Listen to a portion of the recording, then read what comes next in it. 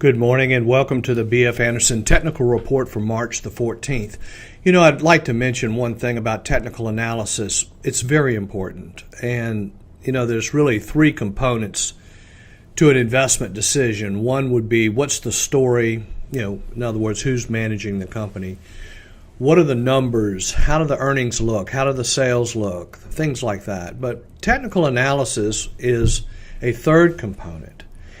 And what technical analysis is interpretation of a language. Basically, if someone speaks to you in a foreign language and you don't understand that language, then you're not going to be able to communicate. Well, technical analysis is nothing more than the market's language, where the market is trying to talk to you and explain to you what's going on. Now, we have to realize that the market is driven by the institutional investor. They are roughly 80 to 90% of the volume on the exchanges. So it's like a big river. And so you've got to get up in the middle of that river and understand what the institutional investor is doing. And one of the ways to do that is with technical analysis. And we'll get into that.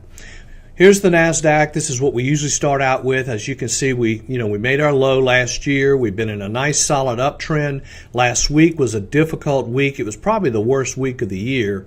However, the 25-day moving average and the 50-day moving average continues to stay in an uptrend. The index is back above the 25-day moving average. NASDAQ is looking much better. We're becoming less defensive again.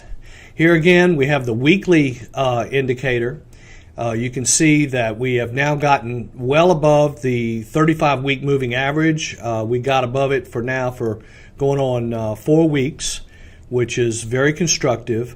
A breakout, the NASDAQ did somewhat break out above 7,600, and hopefully we're on our way to new highs. You can see here last week the volume was above average to the downside. That's why it was such a bad week. Now the advanced decline line has really turned around here. So far this week we've gotten 3 days of more advancers than decliners. The uptrend has resumed. Advanced decline line is looking much better. Now don't forget we've had some blast-off indicators this year that pretty much indicate higher prices are coming. Now here's the high-low index. We're seeing a little bit of improvement. Now remember what we're doing here is number of new highs per day on the New York Stock Exchange divided by the number of new highs plus new lows. So if you start getting a bunch of new lows, this line's going to go down. Well, it did get up in very frothy territory. This is last week's correction. Looks like we're turning that around. Now, yesterday we only had 14 new lows. Remember, what we're looking for is to try to see a consistent period of time below 40 new lows a day. As we saw last week, we got up to as many as 50 new lows last week, but settling back down again, looking much better. Here we go. This is the small caps. Small caps held the 50-day moving average, have turned back up again. Small caps are looking better. So as you can see, things are looking better. S&P 500 long-term graph, which is the 10-month versus the 20-month. We're back above the 10-month moving average. Last week we pulled down into it. However, we've got some white space in here. It looks like a good, solid long-term uptrend that is resuming. Now, again, on the fear greed, we got down into greed. We never got into extreme greed, but we're back to more of a neutral reading on sentiment. Now, that's a positive. That's a good thing. Large cap S&P 500. We know that we got this death cross here where the 100-day has moved below the 200-day. However, the 200-day is actually starting to turn up, and we're starting to see the 100-day start to turn up. Then we broke out also above this resistance level yesterday of 2,800 on the S&P 500. Again, very positive. Now, I want to get into the top 5 here, and we had talked earlier about technical analysis.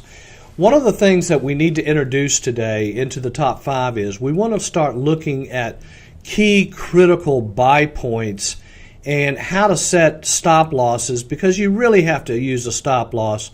I've seen too many cases where people think that, just a buy and hold strategy is going to work. Sometimes it does, sometimes it doesn't. But one of the keys to technical analysis is the study of trading volume. So when you see abnormally high trading volume, and what I have here is the 50-day moving average of volume. So you can see here, you got a major day here when the company announced earnings. You got a major gap up, what we call a gap up buy signal. You want to set your stop loss at the intraday low of that gap up. And this is Mercado Libre, which is the Amazon of Latin America. They service 18 countries. PayPal just made a major investment in this company, and you can see that it's hitting all-time new highs. Very positive. Yesterday's volume was extremely high, which is telling me the institutions are coming into this stock. This is a great story. This is a fantastic story. Tandem Diabetics has an insulin pump. It's currently being used by 85,000 people. They're saying that the potential is 6 million people worldwide. So the runway on this could be quite dramatic. Now you can see here they announced earnings. 13 million shares traded. Normally 2 million shares a day is the 50-day moving average. The stock jumped 35% on the announcement. It has held this gap up and has actually yesterday on very heavy volume made an all-time new high. This is an interesting stock. We own Tandem Diabetics. We also own Mercado Libre. I have to disclose that. We also own this stock, Trade Desk. This is a company that has a software platform that is making advertising agencies obsolete. Again, another disruptive technology. We got a gap up on earnings. Major volume, 8 million shares traded. Normal day is 1.3 million. Big institutional buying. Looks very good. Excuse me, I got a phone call, but I'll get to it later. Xilinx. This is one of our largest positions. We've been in the stock for a good while. You can see here the gap up on earnings. 20 million shares traded. The stock has continued to hold the 10-day moving average. Actually violated the 10-day moving average last week, but is getting back above again, looking very constructive. This is Zscaler. Now, this company is involved in mainly 5G cybersecurity software. Now, what's coming with these cybersecurity stocks is a very major breakthrough. It's called identification management.